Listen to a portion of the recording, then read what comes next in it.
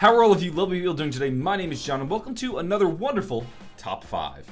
Today I want to talk about Call of Duty Zombies history. It's so big and it's so expansive. Treyarch hides lots of monstrously sized things in the storyline, but then also includes very tiny little details into the storyline, and that's what I want to celebrate today.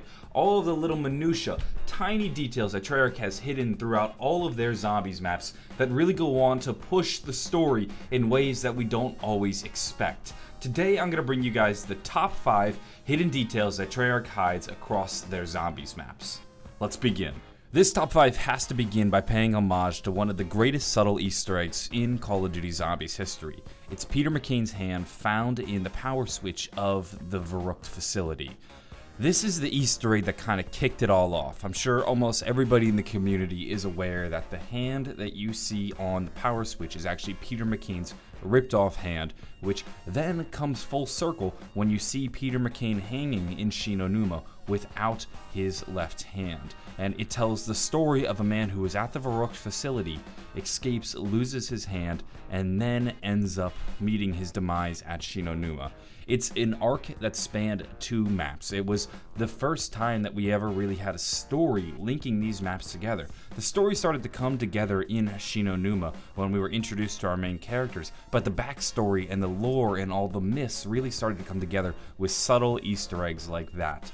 I mean, sure, it's kind of lost its significance now that the hand appears on multiple power switches, but it's still one of the most important subtle Easter eggs that Treyarch has ever decided to include into a map. They could have included a hanging man in Shinonuma and it wouldn't have really meant anything, but by removing his hand, it's a subtle nod back to the power switch in Verrückt, and since then, the story has been fleshed out more. We've gotten more details about Peter, as well as his mission and his journey, and he's come into the story again. But for what it was at the time, it was huge. It was still a mystery. It was a simple nod and a really subtle Easter egg that expanded the zombie storyline at a time when there really wasn't much to begin with.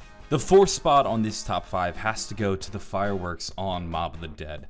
This is kind of a testament to really subtle Easter eggs. When you come out onto the docks of Mob of the Dead, you'll see a bunch of fireworks off in the distance. You might not know what they mean unless you understand the context and the backstory of this map, but it's a subtle nod to those who haven't completed the Easter egg of when this map actually takes place. Unless you complete the Easter egg, you'll have no idea that the map actually takes place on December 31st, 1933, otherwise known as New Year's Eve. So a lot of people play this map and go, John, why the heck are there fireworks off in the background? It seems kind of weird. Some people have theorized that the orange fireworks represent Maxis and the blue fireworks represent Richthofen, and it's just a subtle nod to their battle, and that's not actually the case. The reason the fireworks are in the background is because it's simply New Year's Eve, midnight, and that's when the map is actually taking place. The map is perpetually stuck in New Year's Eve. This serves 2 purposes. One, it lets the players know that our characters have been isolated from time and are stuck in an infinite loop of time. They are perpetually in New Year's Eve.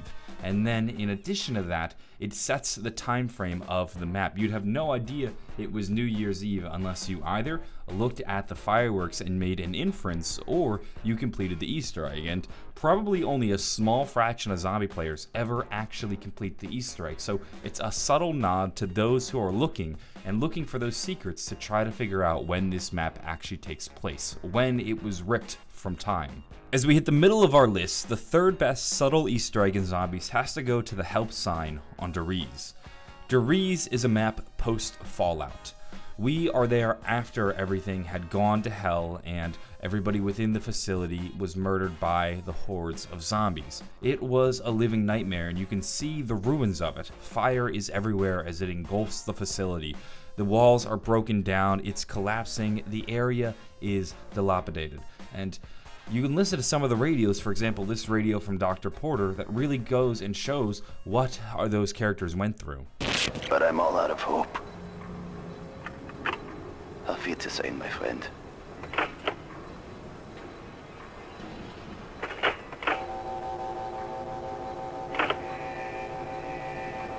Warning, the shield is now active.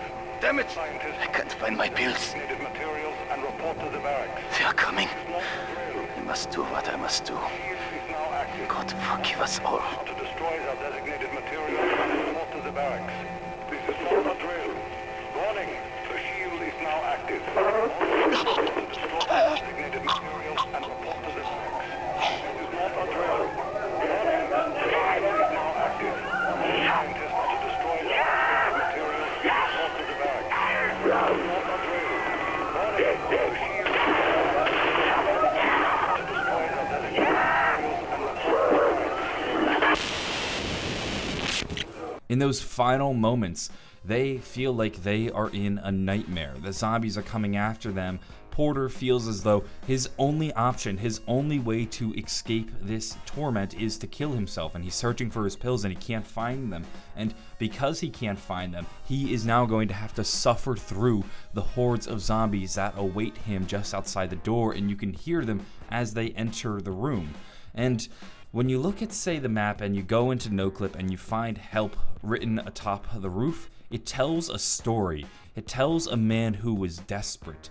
He was probably a worker at the facility, another scientist, maybe Dr. Porter. It could be anybody who was fearing for their lives and maybe just luckily escaped from the zombies, found a bit of peace on the rooftop, and using what he could find, bags of sand, boards of wood, wrote help in the sky, hoping that somebody flying by over with a plane or anything could come to his aid and rescue. It's a man who is desperate, and it tells a story of survival. It's a little thing like this that really fleshes out the map. I know it seems simple and really dumb. Oh, why would somebody writing help on the roof be one of the greatest subtle Easter eggs in all of zombies? And the reason it's so great is because of the story it tells. You could imagine what this person might have gone through as he's sitting in this vast wasteland of hell. All his friends are dead. He's like Lil Uzi, and in a moment of desperation, he just decides to write help on the rooftop. The second greatest subtle Easter egg of all time is a bit of a meme. It's the second moon on Shangri-La.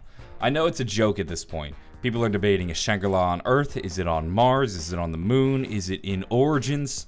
Nobody knows where the hell Shangri-La is, and it'll probably be a mystery until the day we die. But one of the things that sparked that mystery, one of the greatest debates in all of zombies, is the second moon in Shangri-La.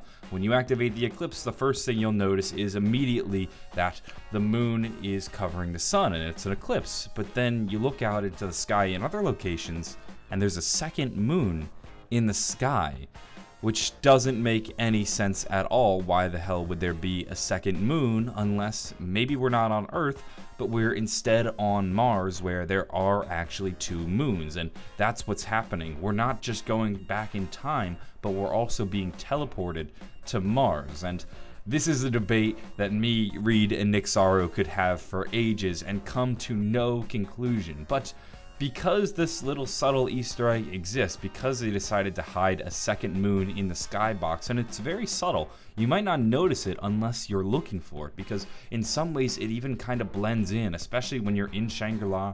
You're more focused on playing the map, and it's also kind of covered up by some of the clouds and the trees. It's very subtle, and it's just a hint that has kept Shangri-La alive long past the map's release. To this day, almost 3 or 4, 5 years later, we're still debating the location because of this one simple subtle Easter egg. The final #1 greatest subtle Easter egg in all of Call of Duty Zombies goes to the Rees corkboards. These corkboards told the future at a time when the future was incredibly unclear. People didn't even know if zombies was coming back, yet World at War left us with very subtle hints about where we were going. When you look at some of these corkboards on the map Deriz, you can find some hints at future zombies maps. For example, there's a photo of a theater. What ended up becoming the next zombies map? Kinder der Toten. There's also another image of a lighthouse, and then we ended up having Call of the Dead, which prominently featured a lighthouse. There's even another photo of Paris, and for a long time people had speculated that there would be a Paris map. In fact, Jason Blundell even said that Moon was supposed to be Paris, and then they ended up scrapping it and creating Moon. they had created this corkboard and put them around Deriz and put little photos of different locations as subtle hints to where they would like to go for future Zombies maps, and some of them ended up coming to fruition, and even now we start to see some of them come into play a bit. For example, on this corkboard you can see a photo of the United Kingdom, and our characters in a very recent recreation of a loading screen are teleported to the United Kingdom, which is also the supposed location of one of the houses within the zombie storyline. So these corkboards told us so much about the zombie storyline at a time when we didn't know much. It let us know where Treyarch's head was at. It gave us a rough idea of where they would like to go. They really fleshed out the story, and most people walking by the corkboard wouldn't even notice it, wouldn't even take the time to look at this stuff and see all of the little secrets that are hidden inside of those corkboards. They're really one of the best things we've ever gotten out of Zombies, and it's such a shame that when you go play The Giant, they've changed those corkboards. They no longer have new unique images. In fact, each corkboard looks exactly the same and has a bunch of scraps of paper that you can't even read. It's such a tragedy that they were removed from Zombies, and we have a bit of this today. You have Richtofen's diary from Shadows of Evil that gave us an idea of where each future Zombies map was going to be, gave us the exact coordinates, but there was something fun and something more mysterious about getting a slight photo that didn't confirm anything, but let our imaginations run wild. It's probably one of the best subtle Easter eggs in all of Zombies history. That's going to wrap things up for this top 5, and the interesting thing about this top 5 is that a lot of it actually goes back to Black Ops 1. Unfortunately, there isn't as much of it in future Zombies maps. You can see it in Black Ops 1, there's a lot of it. Come Black Ops 2, a little bit. Black Ops 3, it's there, but it's taken on different forms. Now it's often in the form of ciphers that we have to solve. It's not as much little details within the map, it's little ciphers or little puzzles in the maps that we have to solve. It's cool, and it's taken on a new form and evolved with the series, but sometimes I do miss kind of those little details that gave you hints at the story, or at least suggested an idea that we then had to run with. Unfortunately, I feel like we don't get that as much. That's going to wrap things up for this video. I hope you guys enjoyed it and found it interesting. If you did, maybe give the video a like and possibly subscribe for more. I'm always covering Zombies content, so if you enjoyed this video, I'm sure you'll enjoy the next one. I'm going to go, though. Have a wonderful day, and bye.